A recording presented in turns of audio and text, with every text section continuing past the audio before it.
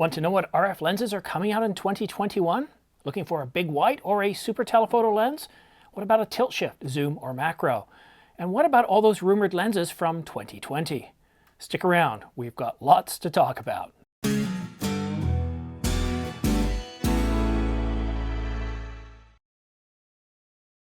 Hi, I'm Simon. Thanks for tuning in to The Ordinary Filmmaker. Subscribe to get notification of new videos like this one so you don't miss any news, rumors, gear reviews, or tutorials. And to make things a little bit more exciting, I'm giving away a brand new Canon EOS R5 full-frame mirrorless camera to one lucky viewer. Details are in the description down below, or you can watch this video here, but please look at the terms and conditions, as there are some age and location restrictions. And now, for the news. Nakashita says that Sigma will announce the 28-70 f2.8 contemporary lens. It's for Sony shooters and will be available for pre-order on February the 24th on the eve of CP+. This is the second rumored announcement we've heard ahead of CP+. So far nothing's leaked for Canon, Nikon, or even Panasonic, but we do have plenty of time for more announcements. Traditionally, camera gear gets announced in the days before CP+. And now, it's time to respond to the many questions I've gotten about Canon RF lenses due out this year and beyond. I've been asked if we'll see any big white lenses, specifically a 200 to 600 millimeter. Well, last year, I told you about a list of lenses due out in 2021. This was back when 2021 looked like things might be getting a whole lot more back to normal. But we all know how that turned out. And then, of course, we got a fire at the AKM semiconductor plant, and they supply components to other camera manufacturers, so that's going to affect supply chains as well. So as far as dates goes, let's just say that the lenses planned for 2021, well, some of them might get pushed into 2022. Look for announcements when Canon announces the EOS R1 and the high megapixel EOS R5.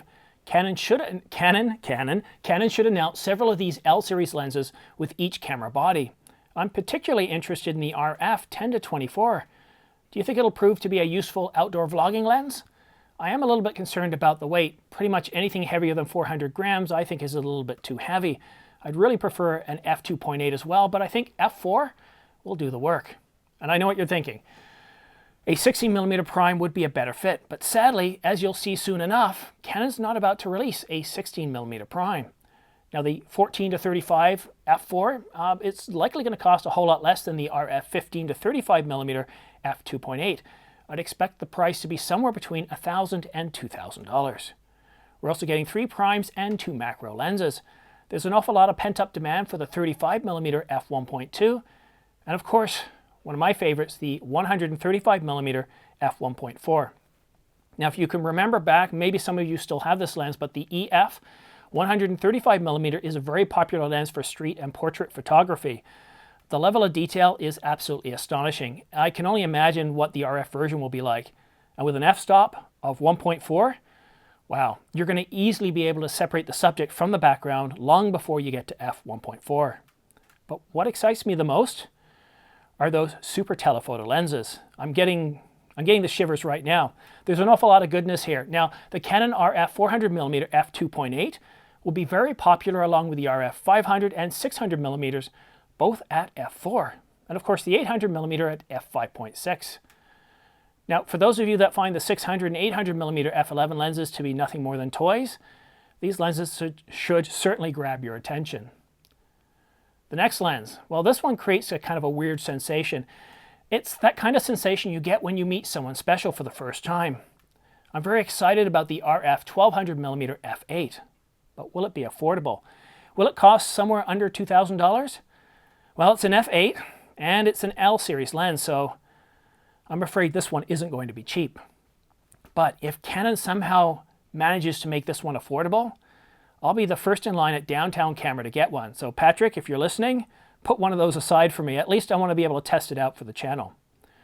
Now, there are an awful lot of lenses here, and everything is plausible, but nothing's been validated. And with constant production delays, as we've talked about, release dates, well, and availability is certainly uncertain at best. The R5 was released in July, and it's still constrained. And here's what's likely to happen. We could get an announcement or two at CP+, but the bulk of these lenses will get announced alongside either the Canon EOS R1 and or the high megapixel Canon EOS R5S. And I know what you're thinking. What about all the rumored lenses from last year? Have I heard anything? Are there any more updates? This is a list of all the rumored lenses. I've crossed off all those that have been delivered, and I've sorted them by focal length. So let's take a look here.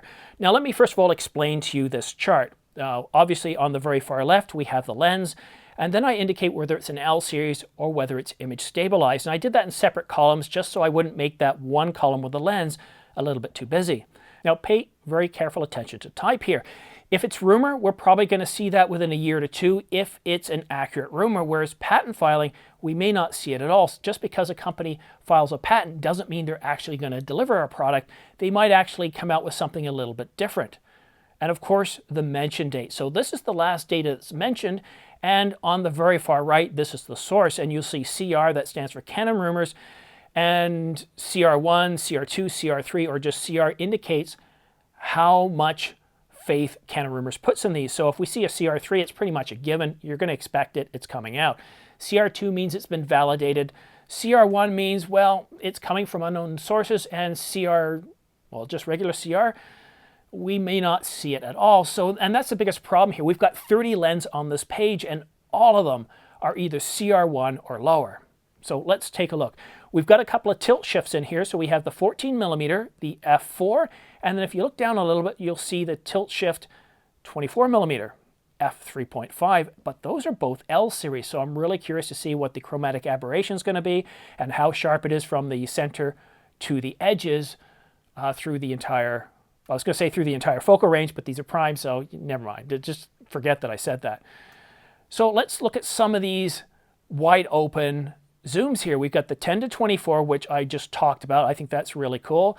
We got the 14 to 28 f2, and this is part of that holy trinity. You've got the 14 to 28, we got the 28 to 70, and there was rumors of a 70 to 135, but you'll notice that's no longer on the list. It looks like that whole idea has gone bye-bye, and replaced with that is the 135mm, which you can see further down. We've also got the 14 to 35, the 17 to 70, the 18 to 45, and of course, there's two of those. There's the 3.5 to 6.3 and the f4 to 5.6. And what I think is we're only going to get one, but we had two different focal ranges for it. So I don't know at this point until one of them gets crossed off or we see one. I'm going to leave both of them on for now. And of course, a couple of primes in here. We've got the 24mm f2.8, which I'm kind of wondering about what that would be like for vlogging. And of course, the other one, the Pancake, the 1.8 STM, that would be pretty useful as well. Let's see, that's a 24mm f1.8. Yeah, that would be more than good enough for vlogging. The only problem is it's 24 and I want something that's a lot wider. So instead of holding the camera right out like this, I can have it in closer and I can walk a lot longer. Because keep in mind, quite often I'm using a gimbal along with the R5, and that adds a lot of weight. And if I can keep my elbows right at my side, it makes it a whole lot easier to vlog, and that's where the 16mm comes in. 24mm comes in means, well, I'm going to have to bulk up and get really strong to be able to support that weight out here for an extended period of time. All right, now let's take a look at some of the telephoto and super telephoto lenses. We're getting the RF 100 to 400mm, that's an f5.6 to 7.1, the 100 to 600mm f4.5 to 7.1. So no 200 to 600mm, but we are supposed to be getting a 100 to 600mm. That doesn't look like it's an L series either, so that should be quite affordable. So if you're really looking for a high quality like an f2.8 or anything like that, this is going to let you down. Now we do have a 2.8mm 100mm, which is going to be incredible, but there's also rumored to be a f2 100mm. So I'm not sure which one we're getting. We might get the 2.8 or we might get the 2, but so far we've got two separate rumors. And again, they're CR1 or CR, so who knows? We might not get either. All right, let's keep looking down. Other lenses we have the 120 to 700, which is really interesting. It's an f4.5 to 8, and that looks to be another like STM. It didn't mention whether it was USM, STM, or L series, but looking at an f4.5 to 8, that's not going to be an L series, not at a 120 to 700. So that looks to be another one of those value-based lenses, and of course there's the 135 that I talked about. But now we get into some really amazing lenses. Look at these. We got an RF 200mm. All these are either f2 or f2.8, 250, 300, 400, and 500mm. It's only once we start to go up to 600mm we start to see f4. And we do have two 500 millimeters coming. We have an f4 and an f2.8. Again, these are rumors. We might only see one of these. And this is where it starts to get really exciting. I personally really love the 800 and 600 millimeter f11. I can only imagine what these beautiful lenses can do with an f4 and an f5.6. If you're shooting in the northern latitudes or even the southern latitudes, like the far south, far north, in the wintertime, fall, where you don't have a lot of daylight, especially on a cloudy day, these lenses are going to punch right through that and give you incredibly sharp shots without any distortion, or I'd say with very little distortion, very little chromatic aberration. Certainly a whole lot better than the 600 and 800 millimeters. As you can see in that video I did of the muskrats and the beavers, once I put the 2x extender on there on a cloudy day around 3 o'clock in the afternoon, there was an awful lot of chromatic aberration, and you could see that it wasn't very sharp from the center all the way out to the edges. So these lenses will look really, really good. And then, of course, the real big prize here, which is the RF 1200 millimeter f8 image stabilized USM lens. And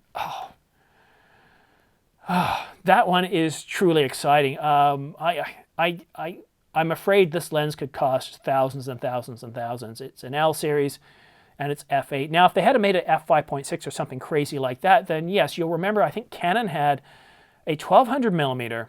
It was a really long lens, like something like this, 1200 millimeter, f5.6, and I think it was around $100,000. Yeah, I'm not kidding you, $100,000. I think B&H actually sold one of them. Weren't a whole lot of them made. So this one at f8 would be a lot cheaper to make, easier to make, but even still, if it's a tenth of the price of the existing one, that still puts it at $10,000. So the odds of me seeing this one for around $2,000, I think, are pretty far-fetched, which, I mean, okay, now I want to know what you think. What do you think of these lenses? Which of these interest you? And is there anything on here that you still think is missing? What would you like to see now with Sigma, Tamron, Samyang, and others coming on board with the RF? We might just start to see some more of these lenses. What I'm really looking for is some primes. Like, I'd love to see some primes out there, like a 14 millimeter, 16, 18, 20. I mean, stepping up 2 millimeters all the way up to f24. The 16 millimeter I think is perfect for vlogging. I want to get outside. You know, the studio's nice, don't get me wrong. The lighting is perfect every time. Everything's set up. The desk doesn't change. I can pretty well come down here, quickly set things up, turn the lights on. Did I turn them all on? Did I turn them all on? I did. I turned them all on. Oh, there, no reshoot now, is there? No, if I leave one or two off, I'll usually keep going and see if anybody notices. But I love that about the studio, and I don't have to worry any time of day. It's always going to look the same. You can't tell what time I'm shooting. But outside, that's where I want to be. I don't want to be inside all the time. That's one of the things about this channel that I don't like, is when I'm shooting inside, I'm stuck inside, and after I'm done, I feel kind of, I've just wasted a day. But when I'm outside shooting, I don't feel like I've wasted any time at all. I'm excited, I'm trying tech out, I'm in the great outdoors, I'm getting the sunlight, and that's very important to me, and I don't want my son stuck inside either. You may not be aware of this, but there was a study done, 60 Minutes Australia came out with it, so it's not something I just heard off Reddit. And what they found out, there's scientific literature that's leading or indicating, I don't think they've proven it yet, but it's indicating if you get at least 3 hours of sunlight a day, you're less likely to have glasses. And why they found this out is they were amazed at how many children in these days were requiring glasses. And what they noticed is that if people spend time outside, there's a less likely of a chance that they will require glasses. So they kind of came up with some research that indicated it, but they need to test it out. So that's another reason I want to get outside. My eyesight's starting to go. I don't have any glasses close by here. Put them on, but yeah, I love shooting outside, and what I'm really looking at doing is some of the lenses I'm getting. You'll hear me talk about lenses that I want. None of them are anything you could shoot inside. Like trying to shoot with a 1200 millimeter, my house is not that big. In fact, my house isn't big enough to even use my 800 millimeter without the RF extender. At a 1200 millimeter, with a 2x extender in cropped mode is possible, because at f8 that takes me to f16. Oh, I'm wondering what I could shoot at the moon. Now, probably at that point, with all that, I'm probably going to get an awful lot of heat distortion off the moon, even if I'm shooting straight up. But I would definitely love to see some primes, but I also love the telephotos. And I really do, Canon does come out with more of the STM super telephoto lenses, because at around $1,000 or less, what power they pack. And yes, we joked about it when they first came out. You don't have to be in noon sun. If it's summertime, no matter where you are in the world, you're going to be able to get more than enough light from basically sun up in the morning to about an hour before sunset.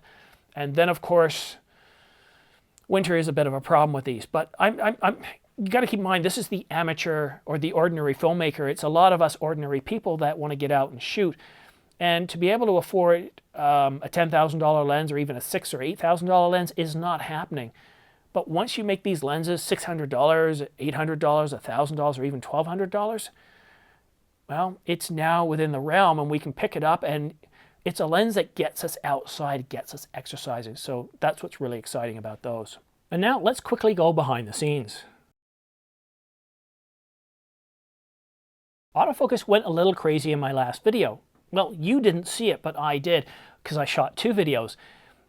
Now, once in a while, for whatever reason, I'll just have either the lens or the camera, they're not going to communicate, and for some reason, I had this with my 70D too, it's just not going to focus. It's going to go nuts. It's just going to do something strange, and for an entire shoot, I think it locked focus on me maybe once, and I had eye autofocus on, face detection, all that stuff, what I normally have set, because it's using my custom preset. I don't know what happened. Now, I did move the tripod back about 3 or 4 inches. I'd say the lens is probably maybe 8 feet from my nose, the tip of my nose. It's shooting through a teleprompter, and I don't know if that glass does anything at all. But once I moved everything back, I didn't have a problem in my last video, and I'm assuming, if you're watching this, that I didn't have a problem in this video, or it will be a different behind the scenes. So, yeah, it's just amazing. You know, you change out your camera, you've got the same custom settings, you don't think anything is going to change, but, you know, I thought, let's reposition things. And I don't know if you noticed, but I've repositioned the desk as well. I've tried to reframe things a little bit. And I don't know if it was just a strange coincidence. We'll just have to wait and see. I'll let you know. But, yeah, I just had a really strange issue. But it's funny when it comes to filming. You know, you can have everything lined up, you can plan everything, and like any good plan, you know, it can get rained on, right? So all sorts of strange things can happen. But that's it for now. Don't forget to subscribe for your chance to win 2 Angelbird 128GB AV Pro MK2 V90 SD cards, along with a dual UHS-2 SD card reader. Or you could also win a Ulanzi LED light package with accent lights, an underwater light, and various flat panel lights that you can use for lighting up your subjects or starting your own YouTube channel. I'll be awarding these 2 prize bundles to two lucky viewers once the channel reaches 30,000 subscribers. You have to be subscribed though. And I'll offer up a different prize bundle every 10,000 subscribers until the channel reaches the significant milestone of 100,000. That's the point where YouTube normally gives you a nice little plaque. Now, once I do reach this significant milestone of 100,000 subscribers, I'll be awarding a brand new Canon EOS R5 full-frame mirrorless camera to one lucky viewer. And on that bombshell, thank you so much for watching The Ordinary Filmmaker. We'll see you again soon.